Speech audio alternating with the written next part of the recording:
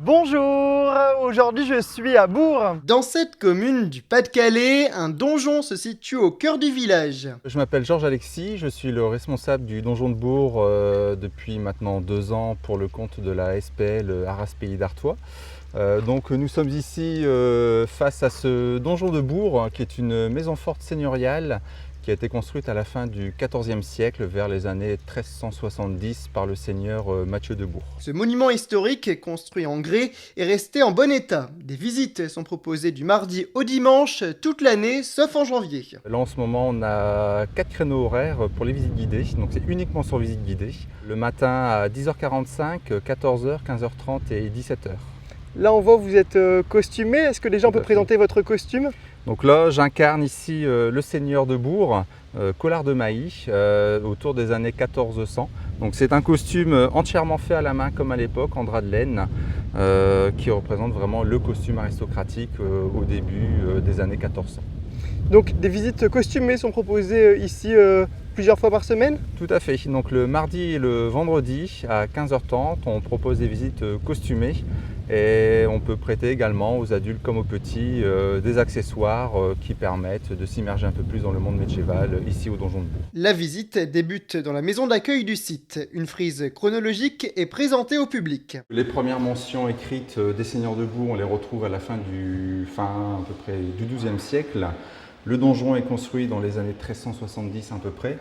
Puis à partir de ce moment-là, ça va partir à différentes familles, notamment la famille de Mailly, la famille de Noyelles et la famille de Saint-Aldegonde, avant d'être acheté par la commune ici en 1962. D'accord, donc il est plus occupé depuis le XXe siècle? Alors les derniers occupants ont occupé le donjon dans les années 50. Entre 1962 et 1984, le donjon a été restauré avant de devenir la mairie jusqu'en 2012. De nouveaux travaux ont ensuite été menés avant une ouverture au public depuis 2019. La visite se poursuit autour du donjon. Et ensuite, il y aura la visite même du donjon, où là vous pourrez visiter du coup le cellier, le rez-de-chaussée qu'on appelle l'espace public, et ensuite les appartements privés du seigneur du coup à l'étage. Près de 5000 personnes font la visite guidée chaque année. Cassandre, Flavie. Alors qu'est-ce que vous pensez de la visite pour l'instant? C'est trop cool. T'aimes bien aussi? J'adore, oui. Qu'est-ce que vous avez découvert? On a vu, il y avait un visage, il y avait plusieurs tours. C'est cool. Là vous êtes à l'intérieur du donjon? Oui. Oui. Et donc c'est impressionnant à voir de l'intérieur? Quand même. Oui. La visite se termine à l'extérieur avec la découverte du jardin. Un jardin qui est ouvert depuis pas très longtemps, depuis le début de l'été? Alors tout à fait, nous avons ici la restitution d'un jardin d'inspiration médiévale, donc qui est ouvert au public depuis début juillet.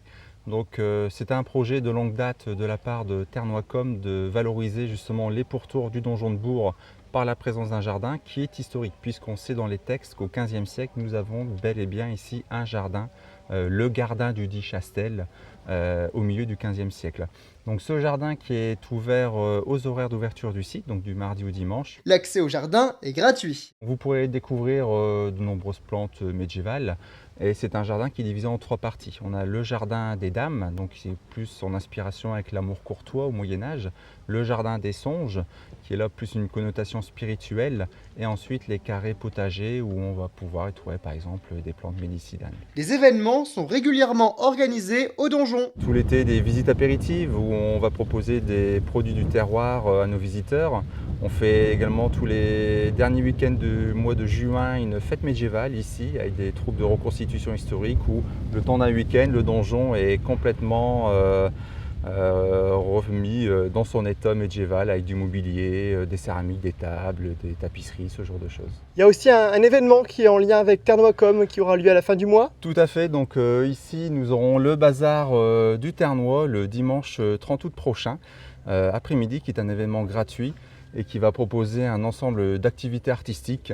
Donc c'est un événement organisé par Ternois-Com et vous pourrez également visiter le donjon de Bourg par des visites flash à peu près d'une demi-heure. Je vous remercie beaucoup d'avoir regardé ce reportage. Au revoir!